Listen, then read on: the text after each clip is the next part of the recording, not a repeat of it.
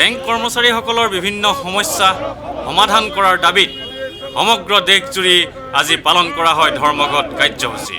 United forum of bank ইউনিয়নৰ উদ্যোগত 9টা bank সংগঠনৰ কৰ্মীয়ে যৌথভাৱে পালন কৰে প্ৰতিবাদী কাৰ্যসূচী।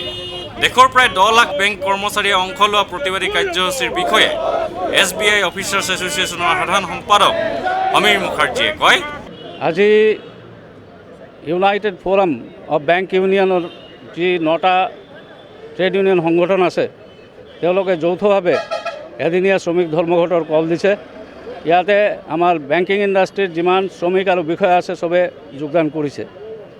এতিয়ালৈ পোৱা খবৰ বাতৰি মতে ধৰ্মঘট গোটেই ভাৰতবৰ্ষ জুৰি সফল হৈছে। এই ধৰ্মঘটৰ মূল উদ্দেশ্য হৈছে যে আমাৰ যিটো 10ম বেতন চুক্তি আছে সেইটো অতি পলমে এইটো সমাধান কৰিব লাগে। কিন্তু আমি দেখা পাইছোঁ যে IBA এইটো লৈ কিছু পৰিমাণে ডিলিডাৰিং কৰি আছে। বেংকসমূহ সংস্কাৰৰ নামত দেশী বিদেশী বেচৰকাৰী বেংকসমূহৰ হাতত ৰাইজৰ সঞ্চিত ধন গতাই দিয়াৰ ষড়যন্ত্ৰ চলিছে বুলি অভিযোগ কৰি শ্ৰী মুখাৰ্জীয়ে কয়, বেংক শিল্পৰ যিটো সংস্কাৰৰ নামতে দেশী বিদেশী যিবিলাক বেচৰকাৰী বেংক আছে তেওঁলোকৰ হাতত ভাৰতবৰ্ষৰ সৰ্বসাধাৰণ মানুহৰ যিটো ছেভিংছ সেই ছেভিংছটো গতাই দিয়াৰ এটা চক্ৰান্ত চলিছে। এই দুটাৰ বিৰুদ্ধে আমি আজি ধৰ্মঘট কৰি আছোঁ। ৰিজাৰ্ভ বেংক অফ ইণ্ডিয়াই বিদেশী বেংকবিলাকক ৰঙা দলিচা পাৰি আদৰিবলৈ চেষ্টা কৰিছে বুলি অভিযোগ কৰি শ্ৰী মুখাৰ্জীয়ে কয়, অলপতে RBI ঘোষণা কৰিছে যে তেওঁলোকে জানুৱাৰী মাহত নতুন বেংক লাইচেন্স দিব। সেইবিলাক সব বেচৰকাৰী খণ্ডত হ'ব আৰু বেচৰকাৰী খণ্ডত যিখিনি বেংক আহিব সেইখিনি খণ্ডত practically trained employees and officers দৰকাৰ হ'ব। যদি আজি পাব্লিক ছেক্টৰত আমি খুব কম দৰমহা দিওঁ, অট'মেটিকেলি আমাৰ বুজন সংখ্যক মানুহ তেওঁলোকে হয়তো প্ৰাইভেট ছেক্টৰৰ বিভিন্ন বেংকত গৈ জইন কৰিব। ইন দ্য প্ৰচেছ এটা সময় আহিব য'ত ভাৰতবৰ্ষৰ পাব্লিক ছেক্টৰ বেংকিং বুলি নাথাকিব।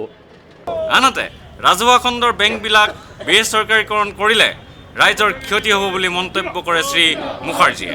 যে আজি পাব্লিক ছেক্টৰত বেংকবিলাক থকাৰ কাৰণে যোৱা 1969 চনৰ পৰা দেশৰ যিটো অগ্ৰগতি হৈছে এইটো যথেষ্ট পৰিমাণে ব্যাহত হ'ব আৰু বেচৰকাৰী খণ্ডত গ'লে সাধাৰণ ৰাইজৰ যিখিনি টকা বেংকত গচ্ছিত আছে সেই টকাখিনিৰো সুৰক্ষা দিয়া সম্ভৱ নহ'ব। দিছপুৰত থকা ষ্টেট বেংক অৱ ইণ্ডিয়াৰ ক্ষেত্ৰীয় কাৰ্যালয়ৰ সন্মুখত ৰূপায়ণ কৰা প্ৰতিবাদী কাৰ্যসূচীত অংশ লৈ SBI ষ্টাফ এছ'চিয়েশ্যনৰ সাধাৰণ সম্পাদক প্ৰদীপ কুমাৰ বৈশ্যই কয়, আমি যেতিয়া ষ্ট্ৰাইকত নামিছোঁ অকল আমাৰ দৰমহা বৃদ্ধিৰ স্বাৰ্থত নহয়। দৰমহা বৃদ্ধিটো এটা আমাৰ অধিকাৰ, এইটো অধিকাৰটো আমাৰ আছেই। কাৰণ আজি যোৱা 1.5 বছৰ ধৰি আমাৰ দৰমহা বৃদ্ধিৰ যিটো প্ৰক্ৰিয়া আছিলে আমাক বাঢ়িব লাগিছিলে, এইটো এতিয়ালৈকে বাঢ়া নাই। আৰু গভৰ্ণমেণ্টে আপোনাক অলৰেডি যিটো কোৱা হ'ল যে 5% ইনক্ৰিজ দিছে, য'ত আজি যোৱা 5 বছৰত যিধৰণে মূল্য বৃদ্ধি হৈছে এই সময়ত আজি মিডিল ক্লাছো আজি চলিব নোৱাৰা অৱস্থা হৈছে। সেই সময়ত আজি 5%ৰ যিটো অফাৰ দিছে এই অফাৰ কোনোপধ্যেই গ্ৰহণযোগ্য নহয়। গতিকে আমি আজি ষ্ট্ৰাইক কৰিবলৈ বাধ্য হৈছোঁ। আৰু এই ডিমাণ্ডৰ লগতে আমাৰ দৰমহা বৃদ্ধিৰ ডিমাণ্ডৰ লগতে আমি ডিমাণ্ড কৰিছোঁ যে আজি বেংকিং ছেক্টৰ ৰিফৰ্মৰ নামত যিটো আজি গভৰ্ণমেণ্ট আৰু বেংক মেনেজমেণ্টে যিবিলাক কাম কৰিব ধৰিছে ইয়াৰ ফলত আটাইতকৈ বেছি ক্ষতিগ্ৰস্ত হ'ব আমাৰ গাঁও অঞ্চলৰ ৰাইজ।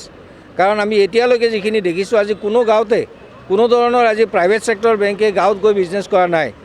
গভৰ্ণমেণ্টৰ যিবিলাক আঁচনি লৈছে আজি দৰিদ্ৰ মানুহৰ কাৰণে সেই আঁচনিবিলাক সদায় আজি ইমপ্লিমেণ্ট কৰিছে পাব্লিক ছেক্টৰ বেংকে। আজি এতিয়া গভৰ্ণমেণ্টে কৈছে যে প্ৰতি ঘৰ মানুহত আজি এটা একাউণ্ট থাকিব লাগিব, বেংক একাউণ্ট, ফাইনেন্সিয়েল ইনক্লুজনৰ নামত। তেতিয়াই কিন্তু আজি গাঁৱে ভূঞে কোনো পাব্লিক ছেক্টৰ আজি প্ৰাইভেট ছেক্টৰ বেংকে গৈ গাঁৱে ভূঞত একাউণ্ট খোলা নাই। আজি গাঁৱৰ মানুহক একাউণ্ট খোলাৰ সুবিধা দিয়া নাই আৰু সেই কামো কিন্তু আজি পাব্লিক ছেক্টৰ বেংকবিলাকে কৰিব লগা হৈছে।